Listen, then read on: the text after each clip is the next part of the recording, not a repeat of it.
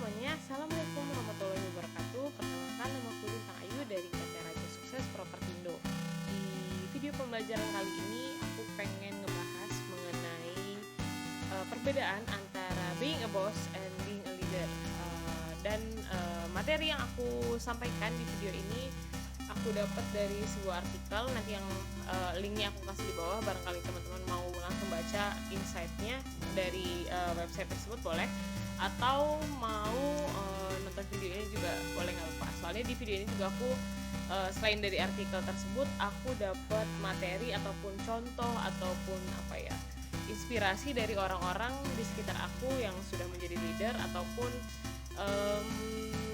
yang sedang belajar menjadi leader. Nah, jadi dalam video ini nggak cuma dari artikel doang, aku juga dapat insight ataupun dapat masukan dari teman-teman leader, baik di kantorku sekarang di RSP ataupun di kantor-kantorku sebelumnya.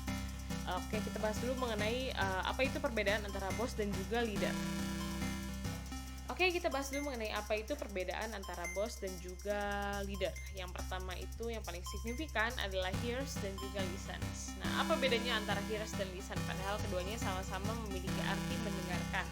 Perbedaan itu di pengenaannya. Jadi kalau misalnya hears itu dia hanya mendengarkan aja, nggak ada adjustment ataupun nggak ada action yang dia berikan ketika dia mendengarkan suatu info ataupun masukan ataupun keluh kesah dari timnya. Jadi kalau misalnya seorang pemimpin dikatakan bos, itu kalau misalnya dikasih masukan ataupun timnya berkeluh kesah sama dia cuma ngedengerin aja, nggak ada feedback ataupun action yang dia berikan terhadap timnya tersebut. Jadi dia seperti nggak peduli lah ya, istilahnya cuma ngedengerin terus selesai. Nah, bedanya dengan leader itu dia itu listen, dia itu mendengarkan, terus dia masukin informasi itu ke pikiran dia, dan dia tuh akan berusaha untuk memberi. Kalau misalnya timnya berkeluh kesah, ya dia berusaha untuk memberikan way out. Nah, kalau misalnya tim yang ngasih sarannya, dia terima yang positif-positifnya yang bisa dia gunakan untuk upgrade dirinya sendiri juga. Nah, itu perbedaan antara being a boss dan juga being a leader. Jadi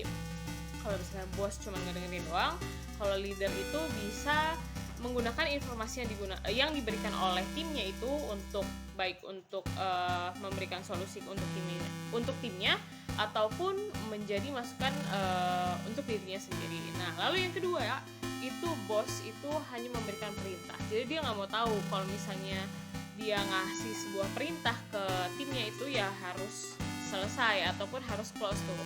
Mau ada masalah ataupun ada kendala, dia nggak mau tahu. Pokoknya intinya apapun perintahnya dia itu harus bisa dilaksanakan oleh timnya. Nah, bedanya dengan leader, kalau misalnya leader itu memberikan perintah dan misalnya timnya memberikan masukan, dia nggak bisa menyelesaikannya karena ini itu, seorang leader itu pasti mau mendengarkan. Balik lagi ke tadi, dia mau listen, dia mau mendengarkan apa sih yang menjadi kendala dari timnya itu, lalu dia juga akan berusaha untuk memecahkan masalahnya, nggak cuman memberikan perintah dan istilahnya dan nggak mau tahu itu harus selesai. Nggak kayak gitu kalau seorang leader. Nah, kalau seorang leader itu dia mau reach out satu-satu nih timnya, apa masalah kamu, lalu apa yang bisa kita lakuin bareng-bareng untuk memecahkan masalah itu. Nah, itu perbedaan antara bos dan juga leader kalau untuk masalah perintah ya. Nah, yang terakhir itu yang paling signifikan adalah bos itu merasa dirinya ada di atas dari timnya. Jadi dia itu merasa terpisah nih, dia cuman berfungsi sebagai commander atau sebagai perintah. Dia hanya memberikan perintah lalu hanya mengevaluasi timnya, seperti itu. Nggak ada effort dia untuk bisa reach out atau bisa blending sama teman-teman timnya itu. Nah, bedanya dengan leader, kalau leader itu dia mau blending dengan teman-temannya. Jadi dia merasa dia itu adalah bagian dari timnya juga, bukan merasa di atas ataupun di bawahnya dari timnya mereka itu. Jadi perbedaannya udah sangat jelas banget antara bos dan juga leader. Dari penjabaran itu kita udah bisa tahu akan lebih baik seseorang itu ketika menjadi pemimpin itu menjadi seorang leader atau bukan menjadi seorang bos. Itulah mengapa yang kita tahu ya, kalau misalnya istilah-istilah itu leadership. Kalau misalnya mau bangun jiwa kepemimpinan itu istilahnya leadership, bukan being a boss atau being a bossy atau ya semacam itulah ya. Itu karena ya itu tadi, being a leader itu akan lebih baik dibandingkan being a boss. Karena kalau misalnya bos itu cuman fungsinya hanya menjadi commander, hanya menjadi pemimpin. Sedangkan kalau leader, dia itu akan menjadi satu dengan timnya, dan dia akan tahu masalah-masalah dari timnya. Dia akan lebih dia akan lebih baik dan juga lebih kritis dibandingkan dengan seorang bos. Oke, kalau tadi kita udah ngebahas mengenai pemimpin seperti apa yang baik alias leader, kita juga harus tahu gimana caranya menjadi seorang leader yang baik. Nah, poin-poin yang aku tampilin di sini itu aku dapatkan dari membaca artikel di internet, dan juga aku ambil juga dari sifat-sifat menginspirasi teman-teman leader yang ada di Trusmi, dan juga teman-teman leader yang pernah bekerja sama dengan aku sebelumnya. Yang pertama, leader yang baik itu pasti bisa mengetahui teman-teman timnya satu persatu, either itu kelemahannya ataupun juga kelebihannya dia. Jadi dia itu bisa menyusun strategi untuk mencapai goals dengan memanfaatkan kelebihan-kelebihan dari timnya, dan juga menghindari kekurangan-kekurangan dari timnya tanpa mendiskreditkan kelemahan dari timnya tersebut. Jadi dia tuh bisa merangkul timnya, bisa memanfaatkan kelebihan-kelebihan timnya sehingga goalsnya itu tercapai. Nah, itu seorang leader yang baik pasti bisa kayak gitu. Lalu yang kedua, dia itu bisa make a good coordination, either itu ke teman-teman timnya ataupun juga lintas divisi. Jadi dia bisa berkoordinasi dengan baik. Dia bisa bernegosiasi. Jadi skill untuk negotiate-nya itu tinggi atau hebat. Nah, itu seorang leader yang baik juga pasti bisa bernegosiasi atau berkoordinasi.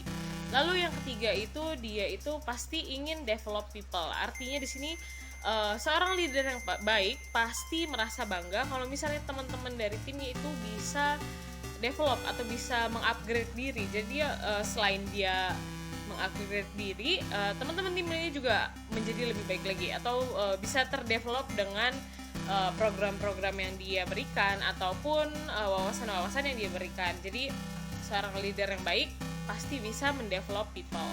Lalu yang ke berapa tuh? 1, 2, 3, 4. Yang keempat itu, dia itu pasti punya positive behavior. Karena pasti seorang leader itu aware, atau dia tuh sadar dia itu mau tidak mau akan menjadi benchmark dari timnya. Jadi harus memberikan contoh yang baik. Jadi dia pun akan bersifat menjadi seseorang yang baik atau menjadi seseorang yang positif. Lalu yang kelima ya, yang kelima itu adalah dia itu bisa memberikan dan juga menerima feedback kepada timnya. Jadi dia bisa ngasih nih saran kepada timnya, kamu ini untuk upgrade kamu harus bisa ini itu. Nah, dia juga bisa menerima feedback dari timnya. Jadi nggak cuman dia ngasih saran, dia juga harus bisa menerima saran. Lalu yang terakhir, dia itu harus selalu bisa terus belajar, karena dengan belajar dia akan mengupgrade diri, otomatis benchmark dari timnya itu akan naik karena benchmarknya itu adalah leader. Kalau misalnya benchmarknya naik, otomatis timnya juga akan terus terdevelop. Nah, sekian dulu video mengenai boss versus leader dari aku. Semoga isinya menginspirasi teman-teman Trusmi People. Terima kasih telah menonton video ini sampai akhir. Wassalamualaikum warahmatullahi wabarakatuh.